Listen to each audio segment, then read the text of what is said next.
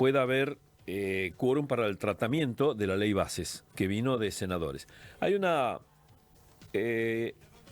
discusión entre constitucionalistas, entre políticos, acerca de que el oficialismo podría insistir como salió la ley bases a senadores. Senadores hubo modificaciones, volvió a diputados, y algunos dicen que diputados no puede insistir con un proyecto original y tiene que tratar como salió en Senado. Eso dice un lado. Y por el otro lado dicen que sí se puede. Es toda una discusión. Así que voy a hablar con el doctor Pablo Pirovano, abogado, especialista en Derecho Procesal Constitucionalista, y es constitucionalista, obviamente, sobre el tratamiento de la ley bases y qué es lo que puede pasar. Doctor, ¿cómo le va? Buenas tardes. ¿Cómo está usted? Buenas tardes, muy bien, gracias. Bueno, ¿hay dos bibliotecas, como dicen, o hay una sola y esto va a terminar judicializándose? Sí, siempre hay dos bibliotecas en el derecho y a veces más. Claro. En este caso particular, las interpretaciones que se están dando y se vienen dando ahora, Sí. Implicaría que si el diputados no es que se insiste en su proyecto, si bien se insiste en algunos aspectos de su proyecto, podría ser validado. Lo que se discute fundamentalmente es en aquellos títulos que el Senado ha eliminado, fundamentalmente en la ley de reforma fiscal y en el título de ganancias y de bienes personales, si eso no es un rechazo total de un proyecto de ley, que es lo que la Constitución indica que no puede volver a ser tratado en el Congreso durante el año parlamentario. Eso es quienes interpretan que ciertos artículos o títulos dentro de una ley de estas características tan vasta tienen autonomía dentro de la ley y se tiene que considerar como una ley en sí misma. Entonces, la discusión no es tal, digamos, existe reglamento, existe una norma y está escrito en las leyes. Debe cumplirse como dice la ley, no es que hay una discusión o la discusión va a lo estrictamente político. ¿Cómo es? A ver si me clarifica. Hay mucho de político claro. en las interpretaciones que se están haciendo. Incluso los constitucionalistas que pueden estar interpretando para un lado o para el otro también tienen su sesgo político. Algún sesgo político. Porque quienes de alguna manera interpretan la Constitución de manera textual, que es una rama del derecho constitucional, no deberían tener dudas de que el Congreso o la Cámara de Diputados en este caso puede insistir con su proyecto porque el proyecto no fue rechazado totalmente por el Senado, que es lo que la Constitución dice que no puede volver a ser tratado dentro del año parlamentario.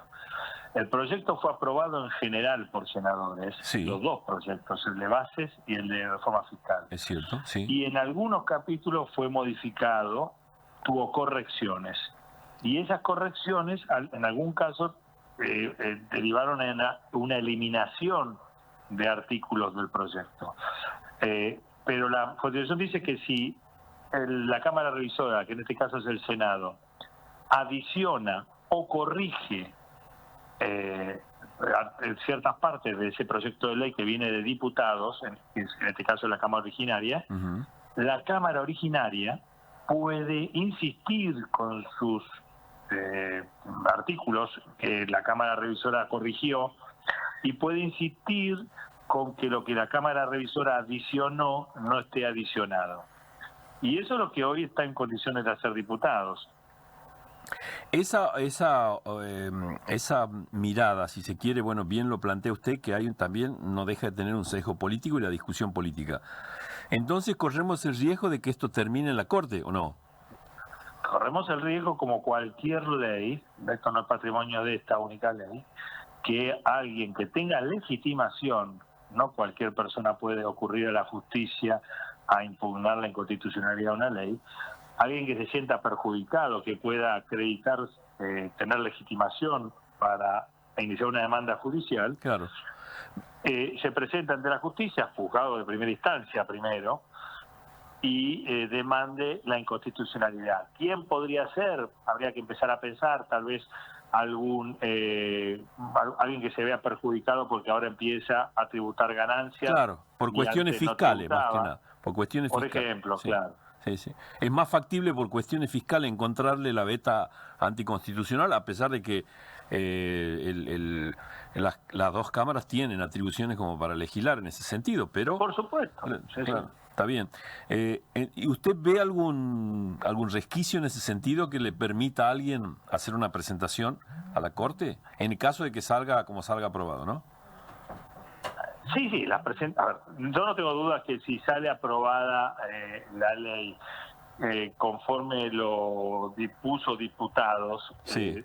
por tanto rechazando los cambios de senadores, va a haber muchas personas que, por supuesto, en muchos casos inducidas por la facción política que se siente perjudicada o perdidosa, que va a iniciar acciones judiciales. Pero bueno, son procesos largos, procesos que no se resuelven en un año, ni mucho menos, y que si no hay medidas cautelares que traben la ejecución de la ley va a tener vigencia. Claro. ¿Alguna provincia que se sienta perjudicada por el RIGI, por ejemplo, puede hacerlo?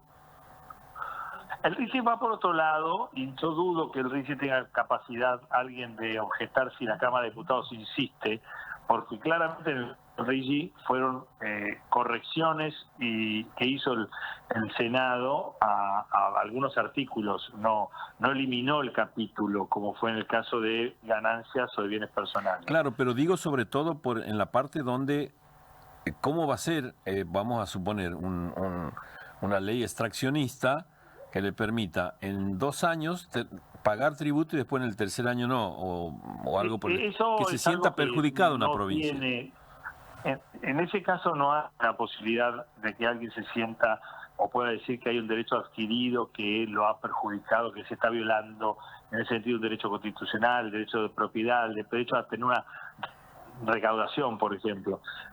Ninguna provincia tiene el derecho adquirido a recaudar un impuesto, como tampoco las contribuyentes tenemos el derecho adquirido a no pagar determinado tributo. No, pero doctor, le consulto acerca, por ejemplo, y está en la Constitución que los recursos naturales son de cada una de las provincias. Sí, por supuesto. En ese sentido. Pero esos recursos naturales no van a estar afectados en sí mismos por el RIGI. El RIGI lo que hace es promocionar las inversiones. Dentro de esa promoción de inversiones determina que hay exenciones fiscales durante un determinado año, sí, y convoca a las provincias a adherir a ese régimen. Si una provincia no adhiere al régimen de manera local, de manera de sus tributos o no, bueno, posiblemente no va a tener inversiones en su jurisdicción. Claro, por eso es que no sé si será como una amenaza, pero por lo menos así. Por ejemplo, se habla de la provincia de Buenos Aires, que no iba a ser aprobada y que no iba a haber una inversión importante en la provincia de Buenos Aires. Es decir, tiene que ser las provincias las que adhieren a través de una ley en sus respectivas cámaras. Tienen que adherir y converger como cualquier ley fiscal que impacta en diferentes jurisdicciones. Sí, tienen que adherir a ese régimen. Si no adhieren, lo que va a impactar posiblemente es en la falta de inversiones en sus jurisdicciones. Doctor, ¿y tiene que adherir como viene o cada legislatura puede adecuar a las necesidades? Tal como está redactado el proyecto, tienen que adherir como viene. Sí. No adaptarse, no hacer adaptaciones al régimen, porque el régimen prevé específicamente exenciones fiscales que no van a poder ser modificadas localmente. ¿Y cómo debería ser aprobada? ¿Simple mayoría o agravado? Para el caso de una aprobación por cada congreso provincial, ese tipo de decisiones son por simple mayoría. Por simple mayoría. ¿Y si debe estar aprobado en su totalidad en todos los distritos? Porque si no tendríamos un collage, la verdad, de legislación, ¿no? Sí, a ver, pero eso hace a la autonomía que Claro, tiene cada provincia a eso quería llegar. en sus regímenes económicos y por supuesto fiscales, en la medida que no avancen sobre tributos nacionales. Claro, a eso Y quería no se llegar. excedan en sus tributos provinciales respecto de lo que la Constitución Nacional les permite. Sí, porque, por ejemplo, a eso quería llegar, y eso es considerar que cada uno de los distritos tiene su autonomía. No me parecía adecuado que desde Nación impongan a una provincia con determinadas declaraciones que sus legislaturas acepten o no o acompañen el No, eso proyecto no, nacional. eso sí va a tener un tramo posterior que yo entiendo va a ser de negociación política para que las provincias adhieran, porque por supuesto la nación no le puede imponer a las provincias Claro. un determinado régimen fiscal. Sí.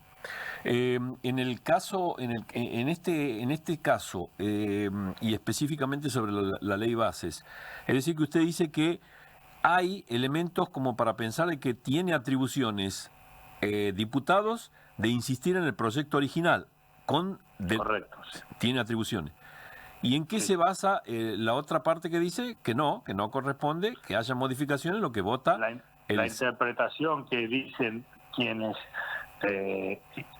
interpretan que no puede el diputados, en este caso como Cámara Originaria, insistir en aquellas partes del proyecto que mandó a senadores, que fueron eliminados por senadores, es que en este tipo de ley de vasta, digamos, articulación, hay capítulos que al ser eliminados implican el rechazo del proyecto en ese capítulo. Es como una ley dentro de la ley. Y que entonces, como la Constitución dice que si la Cámara Revisora rechaza el proyecto de ley, no puede volver a insistir la Cámara de Diputados sobre el proyecto. En ese caso, al eliminarse el título, estaría en esa situación, porque estamos hablando de una ley dentro de la ley. Claro. La verdad que es medio confuso también para los que no estamos dentro de la ley y entendemos profundamente la interpretación de la Constitución, decir que, bueno, una ley que ha sido votada en Senado vuelva con modificatorias y diputado la cambie. Digo, ¿para qué está el Senado? ¿Para qué va a Senado, por ejemplo, no? Justamente, hay una ida y vuelta en nuestra Constitución justamente se convalidó en el año 94 cuando se reforma. Antes de la reforma no era tan expresamente así y el proceso de formación de la ley tenía más complejidades. Esta suerte de doble conforme que piden algunos diputados, en este caso senadores y constitucionalistas, que es algo que existe en otras constituciones de otros países, no es tal cosa en nuestra Constitución a partir del 94. No hay necesidad de un doble conforme. La Cámara Originaria es la que manda. Por eso los poderes ejecutivos se preocupan mucho por dónde ingresar ingresa los proyectos de ley en una u otra Cámara en función de las mayorías que pueden llegar a tener circunstancialmente. Ahora, Entonces, con esa explicación que usted está dando, ahora tiene un poco más de sentido, claro. Está bien. Entonces, el Senado puede revisar, modificar, corregir, adicionar. Pero si el diputado insiste, ganándole la pulseada, ganándole implica empardar la mayoría que logró senadores para adicionar o corregir el proyecto de diputados, gana diputados. Si el Senado hubiera aprobado su proyecto con 2/3 de los senadores, el diputado debería haber, para poder imponerse, tener 2/3. Como en el caso de senadores, el proyecto se aprobó con mayoría simple, diputado puede insistir con mayoría simple. Bien, está bien.